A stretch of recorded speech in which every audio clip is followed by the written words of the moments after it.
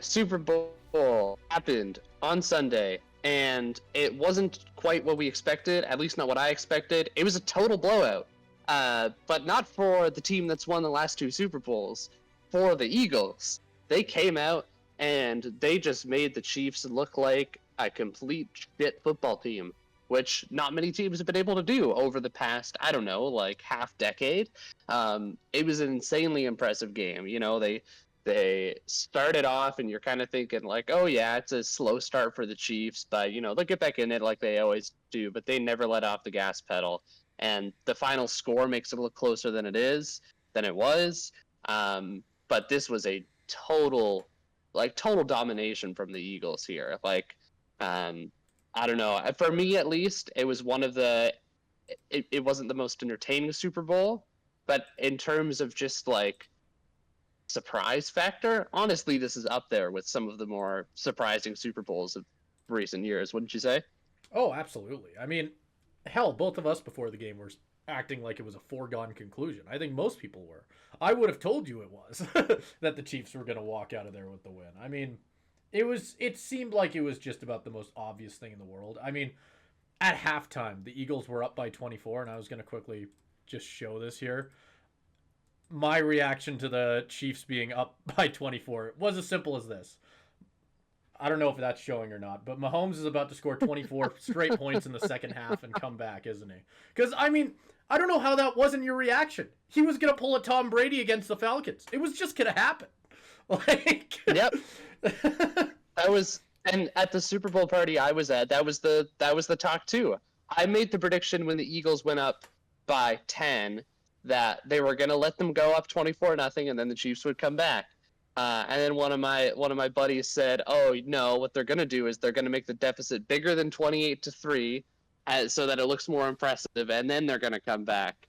But they didn't. They didn't even let that have a chance to happen. And I mean, a lot of that has to do with the fact that the Eagles played out of their minds, particularly on defense. That Eagles defense was crazy. But Mahomes also didn't have his best game. And it was the combination of those two factors, really. Because when you take away the points that the Eagles defense really either directly scored or forced, then it's a decently close game with some of the points Kansas City scored at the end. But it's that Cooper DeJean pick six that did it, and it's the Zach Bond pick that immediately led to the A.J. Brown touchdown. That 14-point swing, I mean, it's hard to say a definitive point that decided the game in a total blowout. But if there was any point where I was like, the Chiefs are in trouble, it was those two plays back to back. There was a really uncharacteristic of them that I think was forced by the Eagles defense. I mean, I feel like watching both of those picks on Patrick Mahomes was probably the happiest moments of the month so far for me. I mean, I was just sitting there. It was just terrific. I don't think I'm that big of a Chiefs hater, but God, that felt good. I mean, I think we all saw those maps that were released. I don't know who released them. Might have been ESPN, but just showing who in the US was cheering for who and all that, right? Pretty much everybody was cheering for the Eagles. You have to think that was just a resounding, a pretty awesome moment for the entire world as a whole. Watching Travis Kelce leaving the arena, looking so sad in his sparkly red suit. I don't know if you saw that video, but that video healed my soul. That was terrific to watch. I might just be a hater, but God, it's fun to hate the Chiefs. They're going to win next year, but who gives a shit? We can enjoy it while it lasts. Yeah, I mean, if you're the Chiefs, you do worry a little bit about the offensive line. And I mean, it almost felt like a parallel to the other Super Bowl they lost. Absolutely. Because that Super Bowl, with one key difference, that Super Bowl, the offensive line of the Chiefs lost in that game. Mahomes was running for his life all game. He couldn't do anything no matter how hard he tried. He was literally Superman on some of those plays, like the one where he's horizontal to the ground and still manages to hit the guy in the chest. He drops it. In this game, it was the offensive line, I think, lost in the game. The Eagles were getting so much pressure, but Mahomes wasn't being a Superman. And I think that's where the blowout part of it came in. That's why it was 34-0 as opposed to whatever it was in that other Super Bowl. It was a little bit closer. It wasn't that 35-point blowout kind of margin. That's the difference. And I think the Mahomes part is not one I worry about. I think he had an off game, which is uncharacteristic, but that's probably not going to happen. But the offensive line is a concern. It was a concern for the Chiefs going into the year, and they kind of were able to tape it over and bandage it over for their 15 wins. But when you're playing a team like the Eagles, where you can roll out like a Jalen Carter, and then you got the Milton Williams, you got the Jalex Hunt, you've got all these guys coming in, and Josh Sweat, I think, had multiple sacks in this game. When you're doing that, when you're facing that kind of defensive line, one of the better ones in the league, having a kind of patchwork offensive line isn't going to do the job. And it'll be interesting to see how they play it this offseason, because last time they had that issue, they immediately fixed it and then won 2 straight Super Bowls. Exactly. So, I mean, it's funny. It does feel like a repeat of that Chiefs-Bucks Super Bowl in every single way you just mentioned. I think the offensive line was the single thing that did them in. If you look at all the stats, I didn't even think Mahomes had that bad of a game, to be honest with you. He just didn't. He padded his stats at the end. He padded his stats at the end. If you looked at his stat line in the first half, it was horrendous. Oh, it was 6 of 16 for 20 yards and 2 picks. He was getting sacked for the first 2 2 downs of every single drive. There was a point where he was just getting murdered in the backfield. He was still missing throws. There was a couple that he just didn't place in the right spot. That's the difference to me between the Bucs Super Bowl and this one, is in the Bucs Super Bowl, he would get pressured, but he would evade pressure a couple more times than he did. He would hit the throws that he didn't in this game. To me, that's the difference. Not something to worry about long term, but that's the difference. Yeah, fair enough. No, they should be drafting a quarterback this offseason in the first round. Absolutely. I agree with you, Kate. Yeah. I see where you're coming from on that one completely. Put that one on a graphic. But to Seattle, you don't need him anymore. Yeah, exactly. Cut the guy. Let's sign him to a vet minimum. But But yeah, anyway, all I'm trying to say is that I don't think it was really his fault. I really thought that he was getting blown up every single chance he had. Even if you look at the Philly, I was curious actually, because I didn't do it after the game. This was the first time I'd really looked at the offensive stats for Philly. No one had an insane game over there. They really just spread the wealth throughout the entire lineup. I mean, Devontae Smith had a pretty good game. A.J. Brown, only 43 yards and a touchdown. Nothing crazy. They had 4 receivers over 40 yards, which is pretty impressive.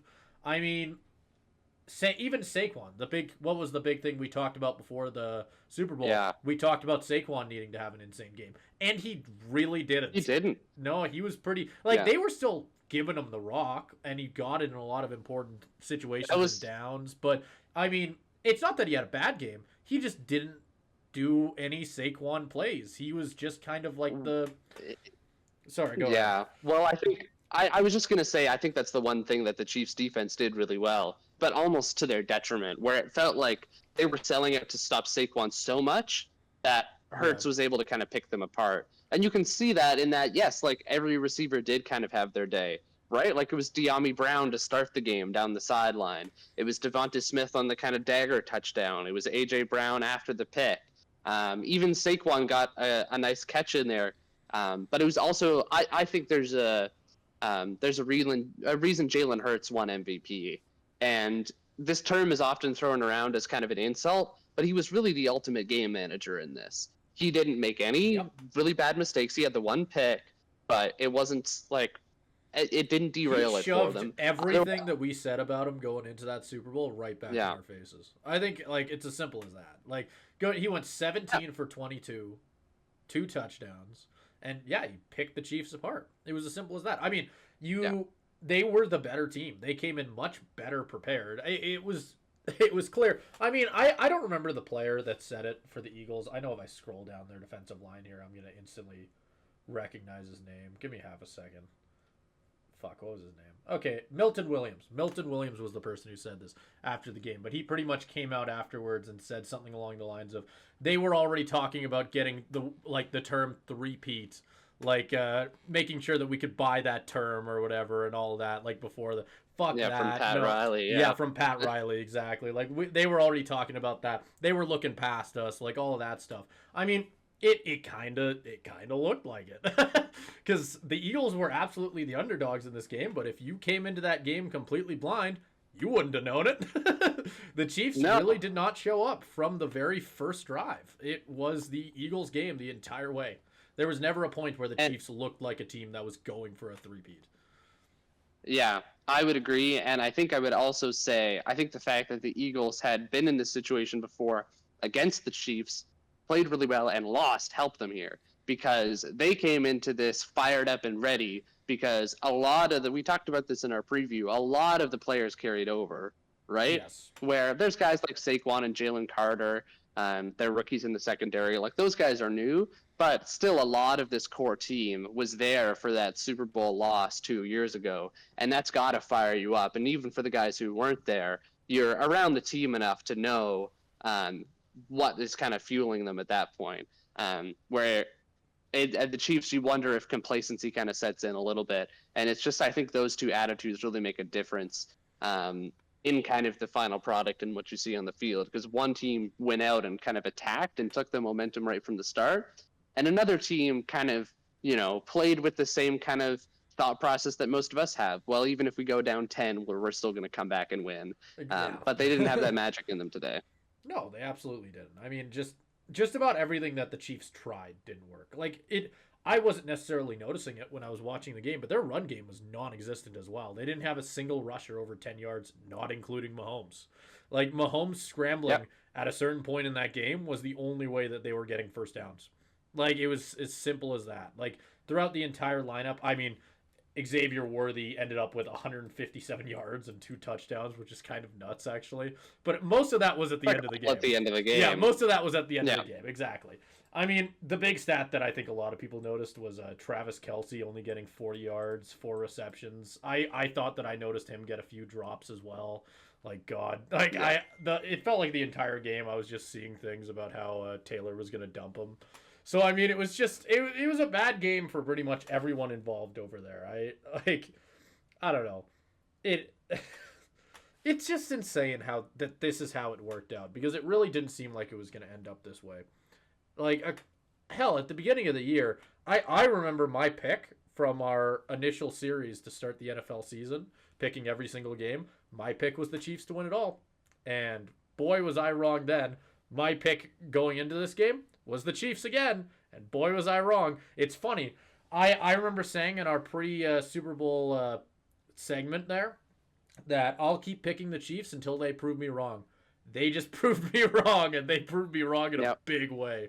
Because, it's funny. It was almost as if all of those calls where they got lucky, all of those games where they just got that one big play and were able to win it, or maybe it looked like the refs were on their side. It all came back to bite them in one game, and it was the biggest one of them all. So I mean, it's kind of crappy how it worked out for him, but I'm not going to sit here and pretend that I feel bad for him at all. No, not at all. And I almost wonder, speaking of our picks, I almost feel like I feel like I influenced it a little bit, because I was going with the eye test all year and picking against the Chiefs a bunch, and I was wrong every single time up until, again, the conference championship. I picked against them. Like, I think I picked the Texans in the divisional round. Like I was picking against them so much until finally in the Super Bowl I said, you know what, it's the Chiefs, and I will ignore my better judgment and pick them because they're inevitable. And then look what happened. Was your better judgment actually saying that the Eagles were going to win? Because I don't believe you at all. If I did it purely based on the football that I had watched, and not the greater history, knowing what these teams were going into that game, I probably would have picked the Eagles, just because that NFC Championship game was so dominant. And they'd had a completely, like, the Rams game would scare you a little bit, but other than that, it was like they were a very strong team. It was a hard one to pick, but I would have been wary of the Chiefs because other than that Buffalo game, they were kind of down the stretch. Yeah. Well, I mean, I don't know. There was no way in hell I wasn't picking the Chiefs going into that game. Like, I went into that segment thinking Chiefs. There was no way I was going to go another direction. There was never a doubt in my mind going into that game. I mean, I just don't know. Like you just gave a lot of reasons for why you could have been more contrarian for that, but I don't know. It really did seem like the biggest upset.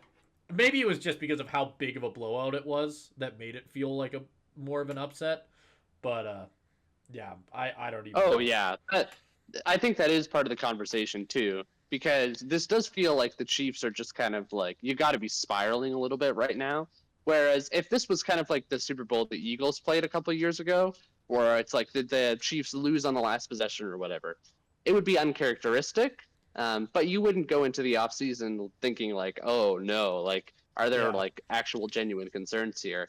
And it's the Chiefs, so I mean, maybe it's not the biggest conversation, but I still think there's some of it. There's the is I think there Travis has to Kelsey be. going to retire? Exactly. Like there's Mahomes is always going to be there, but you worry about other aspects of this team and how they're going to handle the fallout at least a little bit. They're the Chiefs, Yeah. so and they have Mahomes, so they'll be back, but it just puts a little bit of worry in you to see them get thumped so like soundly, especially when they hadn't been the most convincing regular season team either. It's some strong performances, AFC Championship game, but yeah, no, it'll be interesting to see how they come back from it. Yeah, no, absolutely. I mean, I think the biggest thing for me is just looking at their lineup and just kind of thinking they're not the youngest team on the planet, especially offensively. I mean, you talk about Travis Kelsey. He's obvious. He even if he comes back next year, he's not even going to be the same player we saw of him this year. And most people would have told you that he had regressed. DeAndre Hopkins, he's been in the league for a while at this point. Most of their wide receiver core is just older vets, excluding Xavier Worthy. Yeah, How old is Hollywood and Brown at this point? Rasheed Rice. Yeah, no, that's a good example too. I honestly forgot about him. Hollywood Brown's 27 at this point, so he's still youngish. But for the most part, But I don't know if they'll bring him back. Oh, I didn't even think of that. So there you go. It's I don't know. It's an interesting situation for the Chiefs where I'm gonna be really interested to see how they try and fix everything. I think offensive line needs to be the key focus for sure. After that game, I don't know how it's not. Yeah. Like you pointed out, it only took the one off season to fix it last time.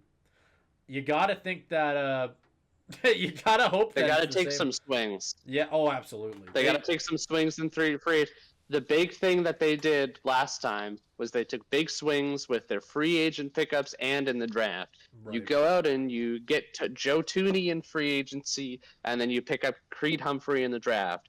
And they have been your best two offensive linemen for years now.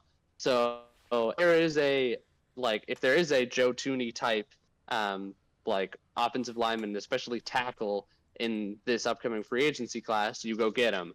And you probably look to go offensive line with your first round pick as well. While you said that, I was quickly trying to see if I could actually find who the top offensive line free agents are because I'm curious now. Let's see. I might have found a list here. Okay, interior offensive line. Funnily enough, Trey Smith of the Kansas City Chiefs is the top guy there. Oh, well, that's great that they've got somebody going to free agency. Yeah, So that's always terrific. Is there exterior? Oh, offensive tackle. Here we go. Morgan Moses, Alaric Jackson, Ronnie Stanley, old. Dan Moore Jr., Tyron Smith from the Jets, again old. Kelvin Beecham, excuse me. Cornelius Lucas, Cam Robinson, and I mean the list goes on from there, obviously. But I don't There's know. some names in there. Yeah, I would almost want to take a look at a guy like Ronnie Stanley if you could get him. That would be kind of where my eyes go. yeah, The other one would be a Cam Robinson. I don't hate either. Trying to look for the not necessarily young guys, but not like a Morgan Moses or a Tyron Smith where they're yeah, in there like yeah. approaching 40. These guys are like late 20s, early 30s. Yeah, it'll be interesting to see how it plays out. Yeah, no, and as soon as I look up Ronnie Stanley, the first headline is Chiefs predicted to steal Ravens 41 million All Pro in free agency. So there's going to be some There. rumblings out there. It'll be interesting because that'll turn around quick. That's in about a month or so. Where did that Ronnie will Stanley see play free before agents. the Ravens? Has he always been on the Ravens?